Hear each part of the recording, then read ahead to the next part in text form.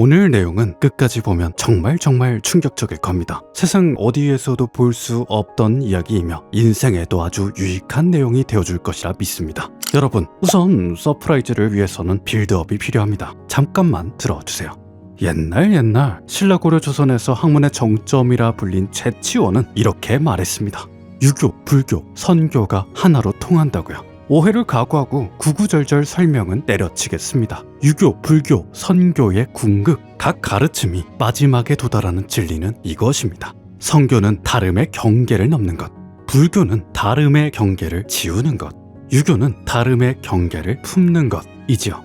유교, 불교, 선교, 유불선은 서로 처음에 들어가는 문은 다르고 들어가는 문이 달라야만 하지만 마지막에는 결국 하나의 문에서 만난다는 얘기입니다. 그런데 한국인 여러분, 솔직히 말해봅시다. 아마 영상을 보는 상당수는 솔직히 그러려니 싶을 거예요. 맞아요. 왠지는 몰라도 그냥 유불선이 하나가 될 수 있겠거니 싶을 겁니다. 그런데요, 이 감각은 아주 특별한 감각입니다. 이 영상을 보는 서양인들 혹은 서양식 사고가 익숙한 사람들은 아주 혼란스러워하며 종교 비패하냐? 미쳤네? 라고 말할 게 분명하니까요. 그들은 오히려 유불선을 알면 알수록 더 큰 혼란에 빠질 겁니다. 왜냐고요? 세 가지는 서로 완전히 다르니까요. 하나부터 10까지 모든 모습이 물과 기름처럼 다르니까요. 이해하기 쉬운 예시를 들어볼까요? 동양엔 3대 종교 유불선이 있다면 서양엔 기독교, 이슬람교, 유대교가 있습니다. 그런데 동양 서양을 놓고 비교하자면요, 서양의 세 종교가 훨씬 더, 아니 비교도 안 될 정도로 압도적으로 닮아 있습니다. 우리가 잘 아는 예수, 마리아, 모세, 솔로몬 같은 인물들은 이슬람교에서도 매우 중요시한 인물이에요. 그래요, 이들은 대놓고 같은 조상, 같은 세계관, 같은 경전과 같은 뿌리를 공유합니다. 반면 동양의 유불선은 어떤가요? 그냥 대놓고 다릅니다. 유교는 대충 이런 이미지고, 불교는 대충 이런 이미지고, 선교는 대충 이런 이미지죠. 얘네는 전부 생긴 것도 다르고 하는 짓도 다르고 태어난 것도 다르고 성격도 딴판입니다. 서로 부딪히고 싸울 만한 내용도 아주 많습니다.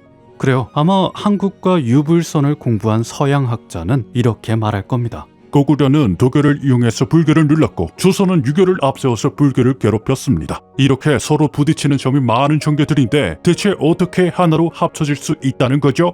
좋습니다. 제 나름의 방식대로 설명해 보겠습니다. 우선 유불선을 잘 모르는 사람도 있을 테니 간단하게 이해시켜 보겠습니다. 유교는요, 선비, 효도, 명절, 제사, 존댓말, 예의범절 이런 게 유교입니다. 불교는요, 인연, 업보, 전생, 명상, 절, 자비 이런 게 불교입니다. 선교는요, 한반도에서는 무속신앙을 아우릅니다. 즉 도사, 산신령, 옥황상제, 신선, 무당, 사주팔자, 궁합, 점, 부적, 굿 이런 게 선교입니다. 우리는요, 어릴 때부터 들어온 전래동화 덕분에 부처님, 옥황상제, 용왕, 산신령이란 키워드를 아주 친숙하게 느낍니다. 우리는요, 국기부터 유교와 선교가 뒤섞인 요소를 잔뜩 달아두고 있습니다. 우리는요, 점심, 건달, 주인공, 이판사판 같은 불교에서 온 단어를 매일매일 아무렇지도 않게 쓰고 손 없는 날을 따지고 사주팔자를 따지고 풍수지리, 음양오행, 배산임수를 따지고 제사도 지내고 돌잡이도 하고 템플스테이도 갑니다. 우리나라 사람들은 이런 일들을 원래 하는 거라며 대수롭지 않게 여깁니다. 서로 다른 건데 왜 같이 해? 라고 따지지 않습니다. 굳이 나누려고 하지 않고 그럴 이유도 못 느끼죠. 그냥 좋은 게 좋은 거지 뭔 상관이냐 같은 생각을 하죠. 여러분, 이것이 바로 세 종교가 하나로 합쳐진 모습입니다. 아니, 이건 풍습이지. 그게 어떻게 종교냐?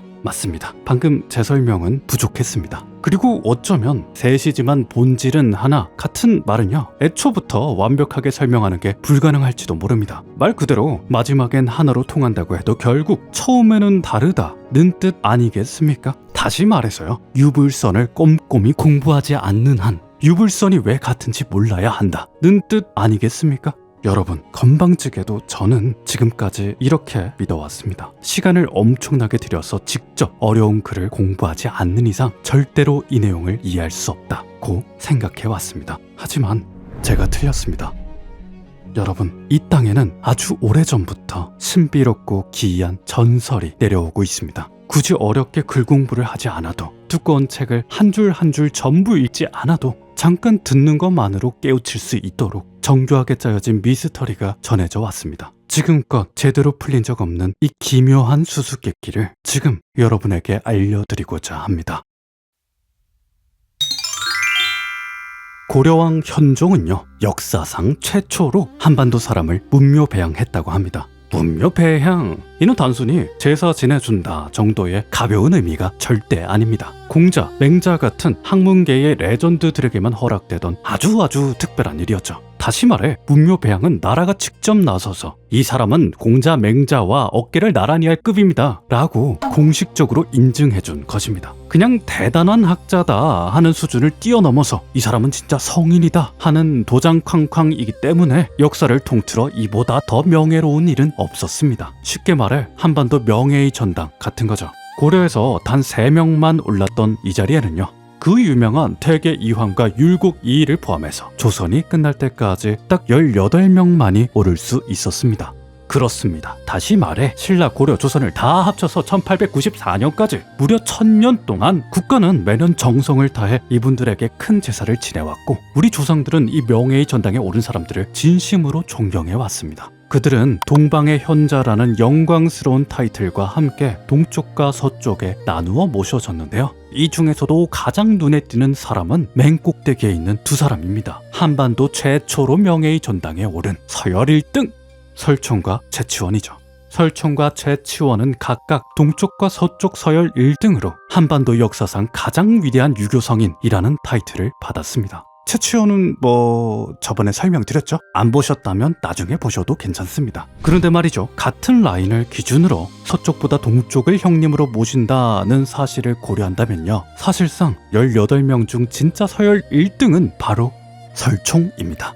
네, 저번에 말씀드렸던 원효대사의 아들 설총입니다. 설총은 공식적으로 유교를 널리 퍼뜨린 자라는 칭호를 받았습니다. 설총은 공식적으로 한반도 유교의 선구자이자 아이콘으로 남았습니다. 다른 사람이 어떻게 생각하든 국가는 한반도 역사상 가장 위대한 유교학자, 아니 심지어는 한반도 유교의 주인이라는 타이틀까지 붙였죠. 그렇다면 설총의 업적을 설명해 봅시다. 당시의 한자는요, 엘리트들조차도 100% 쓰기 어려운 글자였습니다. 나란 말씀이 어순이 다르고 그 뜻이 온전히 통하지 않으므로 당시 사람들은 지혜와 지식을 제대로 배울 수도 없었고 제대로 전할 수도 없었습니다. 관리들이 서로 의견을 잘못 전달하고 잘못 알아듣자 나라에는 고통받는 백성이 많아졌습니다. 설총은 이러한 고충을 가엾게 여겨 한자의 소리와 뜻을 빌려 우리말을 적는 방식 이두를 정리하고 퍼뜨렸습니다. 지금은 한글이라는 상위 호환이 생겼기 때문에 이게 얼마나 대단한 업적인지 이해하기 힘들죠? 그러나 이두는 무려 1894년 한글이 기준이 되기 전까지 무려 1000년이 넘도록 한반도를 지탱하는 기둥이 되어졌습니다. 여러분, 그런데 말이죠, 지금부터는 몇 가지 의문을 던져보고자 합니다.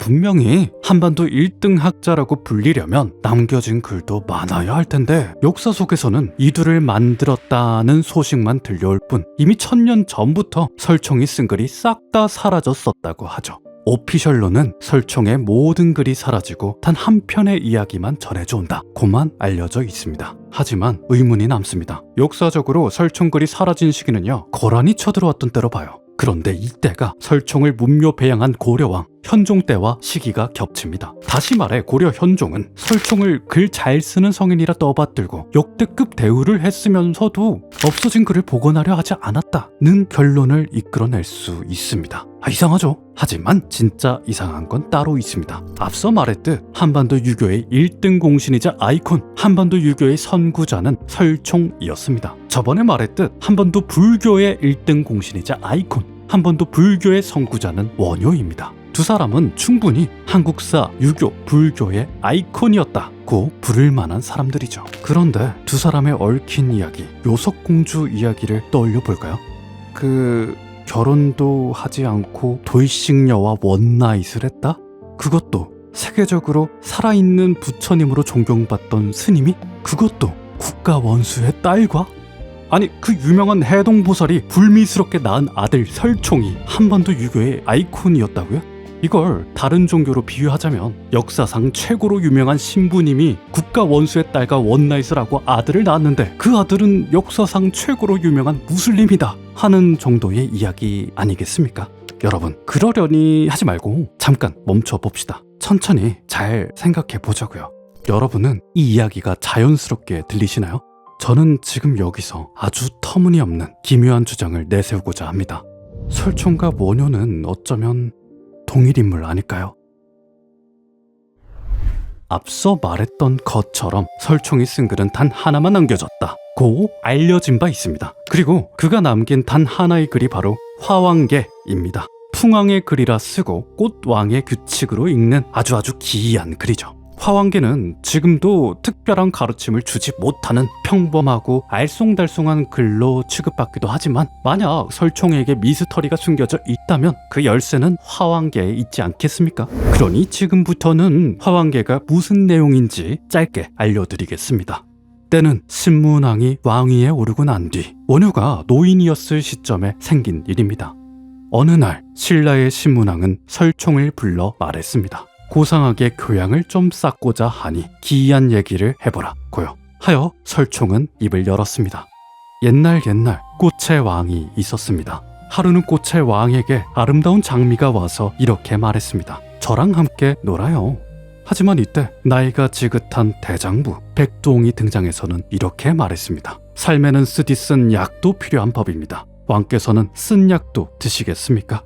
왕은 고민하며 말했습니다. 둘 중 누구를 취할까? 대장부는 좋은 말을 하는 사람이지만 아름다운 사람은 흔치 않으니 고민이 되는구나. 그러자 대장부는 대답했습니다. 저는 왕께서 지혜로우신 줄 알았는데 그렇지가 않군요. 원래 인간은 아첨하는 사람은 가까이 두고 정직한 사람은 멀리하는 법입니다. 이 때문에 맹자의 마지막은 불행했고 풍당은 하찮은 벼슬만 하다가 늙었습니다. 옛날부터 그래왔는데 제가 뭘 어떻게 하겠습니까?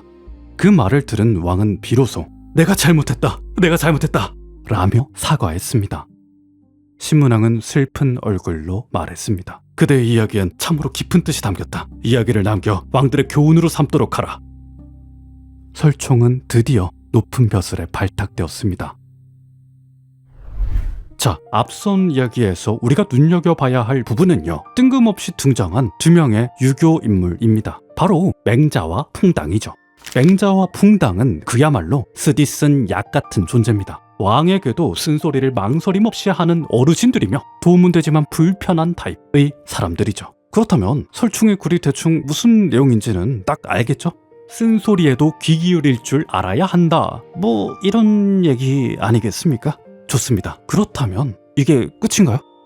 아니요, 아닙니다. 설총이 인용한 건 분명히 맹자와 풍당의 마지막이니까요. 그렇다면 맹자와 풍당의 마지막을 확인해 봅시다. 유교경전, 맹자에 나오는 마지막 장면은 조금 복잡하기에 자세한 내용은 부록에 쓰고 여기서는 본래 의미를 살려 쉽게 의역을 해보겠습니다. 맹자는 여러 지혜로운 사람들을 나열하다가 탄식하듯 이렇게 말합니다. 내가 나열한 지혜로운 사람들은 직접 만나야만, 즉 직접 그들의 글을 꼼꼼히 읽어야만 깨달음을 주는 사람들이다. 하지만 공자는 다르다. 공자는 그의 이야기를 전해 듣는 것만으로도 깨달음을 주는 분이셨다. 공자 같은 분은 언제쯤 다시 나올까? 의미심장한가요? 이번엔 풍당을 알아봅시다. 풍당의 마지막은 엄청나게 기묘해요. 왜냐? 설총은 분명히 앞에서 이런 뉘앙스로 설명했죠. 풍당은 왕에게 쓴소리를 해서 미움을 샀다. 그 바람에 낮은 벼슬을 받고 늙게 되었다. 그러나 원본을 읽으면 아주 이상합니다. 설총은 원본을 완전히 반대로 가져다 썼거든요. 원본은 글자대로 보면요, 분명히 쓴소리를 들은 왕은 기뻐하며 풍당에게 벼슬을 내렸다 고 읽힙니다. 아니, 분명히 이렇게 번역됩니다. 그리고 이 해석은 중국 학계에서도 정설로 받아들여지죠. 그러면 진실은 무엇이냐? 숨기지 않겠습니다. 결론만 말하자면 이는 저자의 교묘한 속임수가 확실합니다.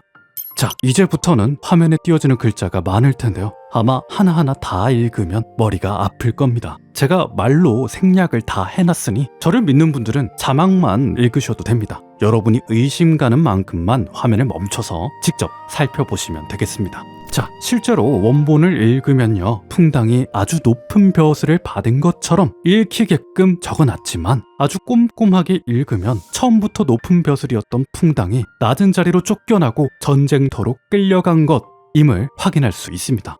네, 맞습니다. 실제로는 쓴소리를 듣고 심술난 왕이 풍당을 좌천시킨 것이고, 이렇게 읽으면 기존의 부자연스럽던 전개도 자연스러워집니다. 다시 말해서 설총의 해설을 따라가야만 원본의 서술 트릭도 알 수 있고 원본의 내용도 훨씬 더 자연스럽게 읽을 수 있습니다. 자, 우리는 이를 통해 설총은 글에 숨겨진 의도를 읽어내길 바랐고, 설총의 글에도 숨겨진 의도가 있음을 짐작할 수 있습니다. 이제 결론을 말씀드리겠습니다. 즉, 풍당의 마지막을 알려드리겠습니다. 풍당은 전쟁터로 끌려가고 먼 국경 지역으로 밀리다가 결국 자리에서 물러나게 되지만, 시간이 지나고 그 다음 왕이 뒤늦게나마 풍당의 진짜 가치를 알게 되었습니다. 그리하여 그 왕은 풍당에게 벼슬자를 내리죠. 그 과정은 이렇게 적혀 있습니다. 풍당의 나이가 많아 아들에게 대신 벼슬을 주었다. 원효는 평범한 사람들 속에서 어울려 살았다. 위대한 스님, 대사가 아니라 일반인, 거사처럼 지냈다. 이 두 줄은요, 삼국유사와 삼국사기 두 책 모두에서 똑같이 확인할 수 있는 사실입니다. 대사와 달리 거사의 사에는 선비사가 쓰이는데요, 고려시대 이전의 선비는 주로 유교 경전을 배운 나랏일을 하는 관리들을 부르던 말이었죠. 그렇다 보니 원효는 어쩌면 나랏일을 하기 위해 관을 쓴 것이 아닐까 하는 추측도 해볼 수 있습니다. 하지만 이런 추측은 추측으로 둡시다. 지금부터는 설총이 등장하는 또 다른 이야기, 삼국유사를 살펴봅시다. 즉, 설총의 탄생을 다룬 요석공주 이야기를 알아봅시다.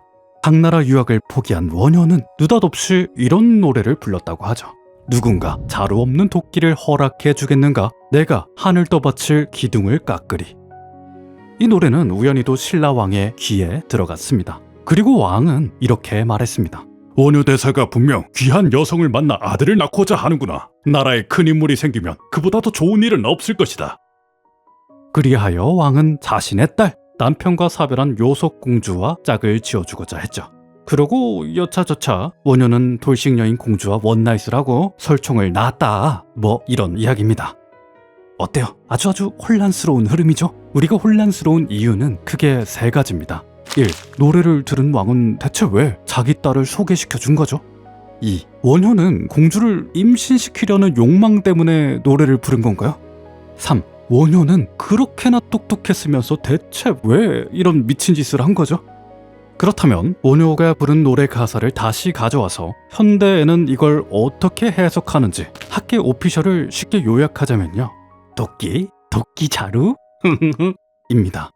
즉, 각각의 단어가 여성의 성기, 남성의 성기를 비유한다고 보는 거죠. 터무니없이 들리나요? 그래도요, 문맥을 보면 꽤 적절한 해석입니다. 보세요, 원효가 자루 없는 도끼를 달라고 했으니까, 그러니까 남자 성기 없는 아무튼 돌싱녀를 소개해준 이유를 이래저래 납득할 수 있죠. 하지만 여러분, 이렇게 하면 우리가 처음 떠올린 세 가지 의문 중에 고작 하나밖에 풀리지 않습니다. 쉽게 말하자면 이 이야기에는 지혜가 담긴 교훈이 보이지 않습니다. 그렇다면 대체 무엇을 뜻하는 것이냐? 할 말은 많지만 결론만 빠르게 전하겠습니다. 원효의 자루 없는 도끼는요, 유교 경전에서 나온 구절입니다. 쉽게 시를 요약하자면 1. 도끼가 없으면 도끼 자루를 못 깎는다. 2. 중매가 없으면 여자를 못 만난다 라는 내용의 시입니다. 이 시는 아주 유명한 시였기 때문에 유교 경전을 공부한 신라 고려의 관리들은 듣자마자 자연스럽게 원래 내용을 떠올릴 수 있었습니다. 도끼 자루? 아하, 중매 비유구나. 그리고요, 이 시는 드물게도 공자가 직접 해설한 내용이 있기 때문에 유교를 공부하다 보면 각 단어가 무엇을 뜻하는지도 확실히 알 수 있고, 도끼자루가 비유로 쓰인 온갖 옛날 책들에도 그대로 대입해서 읽을 수 있죠. 다만 원효의 표현은 조금 미묘합니다. 자루 없는 도끼는 해석이 안 돼요. 맞습니다. 유교만 열심히 공부한 사람들은 원효의 자루 없는 도끼를 제대로 이해할 수 없습니다. 불교만 열심히 공부한 사람들도 원효의 자루 없는 도끼를 제대로 이해할 수 없습니다. 하지만 신라와 고려처럼 유교와 불교를 모두 받아들인 시절에는 이렇게 읽을 수 있습니다. 재범무화를 허락해 주신다면, 부처님 가르침을 쓰도록 허락해 주신다면 제가 직접 훌륭한 법을 만들겠습니다. 신라와 고려는 참으로 독특한 나라였습니다. 위로는 관리들이 나라를 잘 다스리기 위해 유교를 배웠고, 아래로는 백성들이 마음의 평화와 희망을 얻기 위해 선교를 믿었고, 그 중심에는 불교가 있었죠. 하지만 유교, 불교, 선교는 서로 다릅니다. 겉모습이 분명히 다른데도 불구하고 이것들이 하나로 통한다거나 결국 같은 것이라는 신기한 생각은요, 어느 시대에서든 사람들이 쉽게 이해하고 받아들일 수 있는 생각은 아니었죠. 이는 원효가 자신의 글에서 한탄하듯 말했던 내용과 같습니다. 지금부터 어리석음을 설명하겠다. 불교의 진리는 끝없이 넓고 깊어서 세상 모든 다른 생각도 부처님의 뜻이 될 수 있다고 했다. 유교의 공자, 맹자와 성교의 노자, 장자 같은 수많은 사상가의 이야기에는 틀린 것이 없으며 8만 개가 넘는 불교 경전이 모두 다 이치에 맞을 수 있다. 그러나 아는 것이 적은 사람은 자신의 좁디 좁은 생각에만 갇혀버린다. 자신과 말을 비슷하게 하는 상대에게는 진리를 깨달았다며 좋아하지만 자신과 말이 다른 상대에게는 진리를 모른다며 손가락질한다. 이는 마치 어떤 사람이 좁은 구멍으로만 하늘을 보면서 이 구멍이 아니면 하늘을 볼 수 없다 고 우기는 것과 같다. 이를 가리켜 적은 것만 믿고 많은 것을 비난하는 어리석음이라고 한다. 하지만요, 다름을 깨뜨리는 사람이 살아 숨쉬는 시대라면 결론이 많이 달라진다고 믿습니다. 여러분, 원효는 유교와 선교에도 박식했다. 이 한 줄은 누구도 부정할 수 없는 확실한 진실입니다. 원효는 자기가 쓴 불경 해설서에서 꾸준히 유교와 선교에서 쓰는 단어들을 가져다 썼습니다. 그는 불경을 설명하기 위해서 아주 기가 막히게 유교, 선교의 내용과 딱딱 맞아떨어지는 내용을 딱 필요한 곳에 골라서 사용했죠. 그렇다면 지금부터 제 생각을 말씀드려 보겠습니다. 한반도에 국학을 세우고 유교, 선교를 포함한 수많은 옛 사상가의 가르침을 전하는 일은요, 이 모든 학문에 빠삭한 원효라면 충분히 할 수 있는 일이라고 생각합니다. 아니, 원효여야만 할 수 있는 일이라고 생각합니다. 이두로 우리나라 글자 체계를 뒤바꾼 일은요, 전쟁통에도 당나라 유학을 가려고 수십 년 동안 치열하게 언어 공부를 했던 원효라면 충분히 할 수 있는 일이라고 생각합니다. 아니, 원효 정도 되어야만 할 수 있는 일이라고 생각합니다. 또한 저번부터 계속 말씀드렸죠. 원효 대사의 모든 글에서 우리가 발견할 수 있는 가르침은 바로 이것입니다. 겉모습은 서로 달라도 그 본질은 같을 수 있다. 내가 무조건 맞다는 고집에 갇혀있지 말라. 우리는 결국 하나로 마음이 통할 수 있다. 다름을 무너뜨려라. 다시 말해서 유교, 불교, 선교라는 다름의 경계를 부수는 일, 고구려, 백제, 신라라는 다름의 경계를 부수는 일, 세상을 진짜 바꾸기 위해 벼슬을 하고 현실로 뛰어드는 일, 한반도의 유교의 가르침을 널리 알리고 뿌리내리는 일은요, 원효라면 충분히 할 수 있는 일이라고 생각합니다. 아니, 원효여야만 가능한 일이라고 생각합니다. 이제 다시 돌아와서 요석공주 얘기를 해봅시다. 사실 요석공주는 그 이름부터 수상하기 그지없습니다. 요석이란 이름의 첫 글자 요, 이 글자는 선교에 나오는 신비로운 여신들과 아주 깊은 관련이 있는 글자인데요, 저는 떠도는 소문, 어디에도 얽매이지 않는 자유로움과도 깊이 연결되어 있다고 생각합니다. 그런데 공주의 이름에는 이상하게도 이 요자와 함께 돌석이 쓰였죠. 그렇다면 아주 중요한 정보를 말해보겠습니다. 비록 지금은 사라진 표현이지만요, 돌석의 여자여, 사실 성녀라는 말은요, 아주 오랫동안 아이를 가질 수 없는 여성을 뜻하는 단어였습니다. 다시 말해, 요석 공주는 그 이름부터 아이를 낳지 못하는 여자가 어떻게 아이를 낳았을까 하는 앞뒤가 안 맞는 상황을 보여주기 위해 숨겨둔 힌트가 아니었을까 하는 생각을 해봅니다. 무슨 말인지는 알겠는데 조금 억지 아니냐고요? 네, 억지 맞습니다. 지금까지 설명해드린 모든 내용은 100% 진실이 될 수 없습니다. 다시 말해, 글자로 이게 정답이라고 확실히 말할 수 있는 내용이 아닙니다. 오피셜이 될 수도 없고 되어서도 안 됩니다. 왜냐고요? 유교의 우두머리로 존경받는 설총은 원효의 아들이다 이 문장이 역사책에 정확히 적혀 있고 지금까지 그렇게 전해 내려왔기 때문입니다. 아무리 그럴듯한 의미가 담겨 있다고 해도 설총은 원효의 그림자일 뿐이야. 설총의 업적은 다 원효 거야 라고 단정 지을 수 없습니다. 이 이야기는 언제까지나 풀리지 않는 미스터리로 남겨져야 합니다. 왜냐하면 당연하게도 유교와 불교는 서로 다르기 때문입니다. 겉모습이 이렇게 다른데 어떻게 본질이 같다는 말입니까? 이렇게 확실하지 않은 이야기를 들을 때는요, 여러분이 생각하기에 가장 상식적인 답, 가장 논리적이고 고개가 끄덕여지는 답만 찾아가면 됩니다. 여러분이 스스로 그렇게 믿으면 되는 거예요. 말이 된다고 생각하면 받아들이고 말이 안 된다고 생각하면 안 받아들이면 됩니다.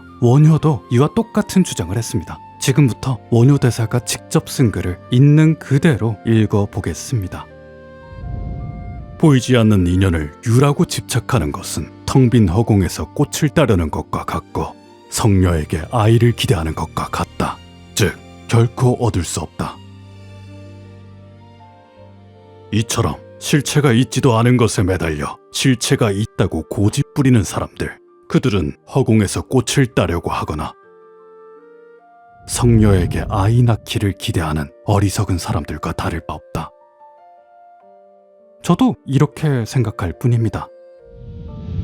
성녀가 아들을 낳는다는 게 말이나 되겠습니까? 머리를 깎아 민머리면 원효대사고 머리를 다듬어 관을 쓰면 소성거사다. 나타나는 모습이 1000가지 100가지라도 손바닥에 손가락 대기만큼 간단할 뿐이다. 이 두 모습은 그저 한바탕의 유희일 뿐이지